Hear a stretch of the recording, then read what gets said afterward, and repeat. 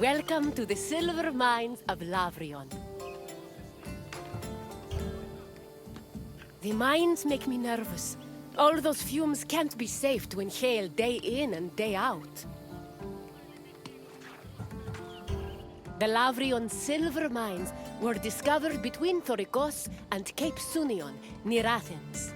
They were rich in the mineral galena and provided Athens with much of the silver necessary to mint its currency. Because of this, the mines were invaluable to the city, and the resources they provided helped turn Athens into one of the most powerful states in Greece. We will meet again after you've seen what the mines have to offer.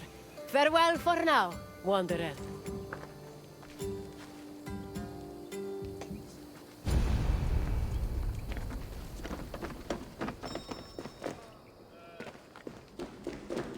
Silver mines were extremely rare in ancient Greece, which only increased their importance. Athens started exploiting the Laurion silver mines at the end of the 6th century BCE and used its metal to produce its currency. Production at the mines exploded around 485 BCE when an especially rich vein was discovered. The mine's abundant silver made Athens one of the wealthiest cities in Greece. They also provided the resources necessary to build a fleet large enough to defeat the Persians at the Battle of Salamis. In short, the Laurion mines played an integral part in the emergence of Athens as a Greek superpower.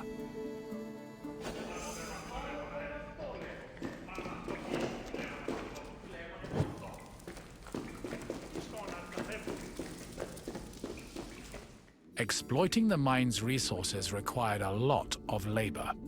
To meet this requirement and save on cost, Athens leased out mining concessions to its citizens, who had their slaves to do most of the work, alongside poor day laborers. In the 5th century BCE alone, there were anywhere from 10,000 to 30,000 people toiling in the mines of Laurion. Together, the workers managed to produce an estimated 20 tons of silver per year.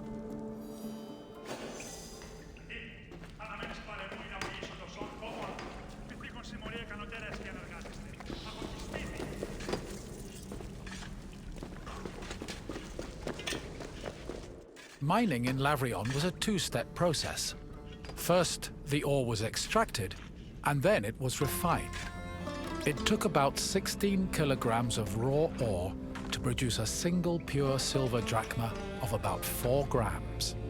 Recovered artifacts from the mines provide some insight into the specifics of the mining process.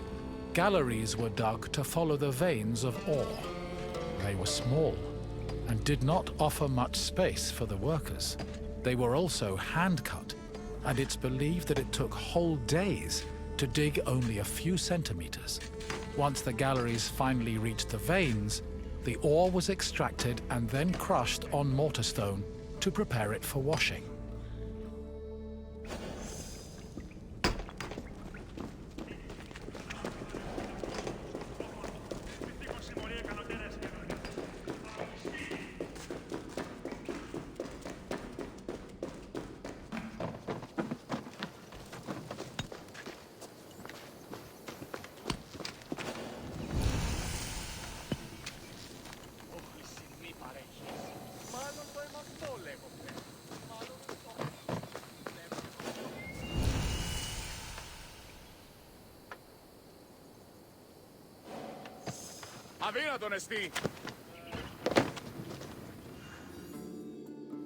Mine workers used washeries to help clean rock from the ore.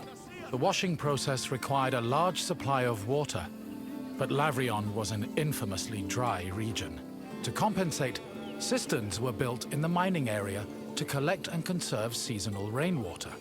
Once enough water had accumulated, workers poured it into wooden troughs containing rock and ore. The water's flow separated the lighter grains of rock from the heavier ore, which was caught in depressions at the bottom of the trough.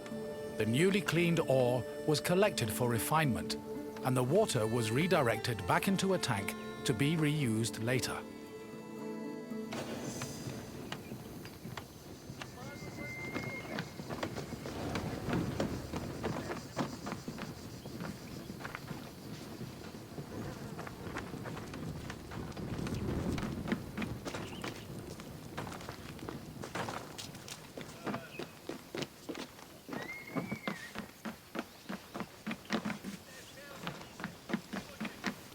Once the ore was clean and dry, it was ready for smelting. Its purpose was to isolate the silver in the ore.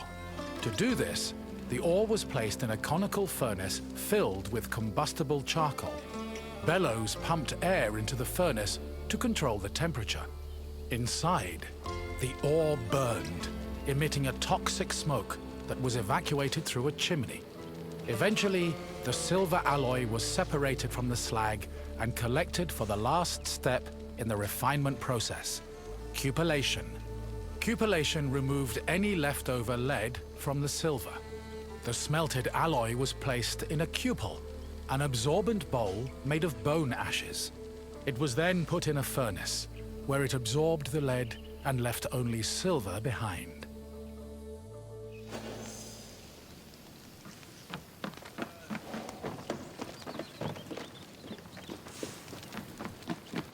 While the mines of Laurion belonged to Athens, the city frequently leased them to private citizens who exploited the site for anywhere from 3 to 10 years.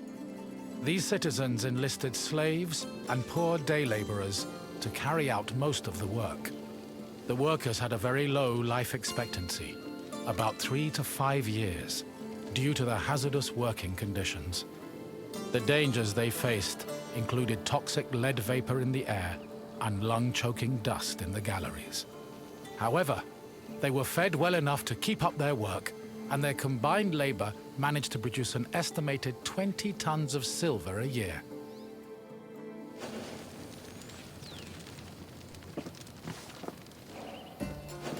I hope you enjoyed your trip through the mines. We talk so much of Athens' glory, but we often forget the city's power was due to tremendous amounts of work. Work that often had a great human cost. What else would you like to do? Farewell, wanderer. Best of luck on your journeys.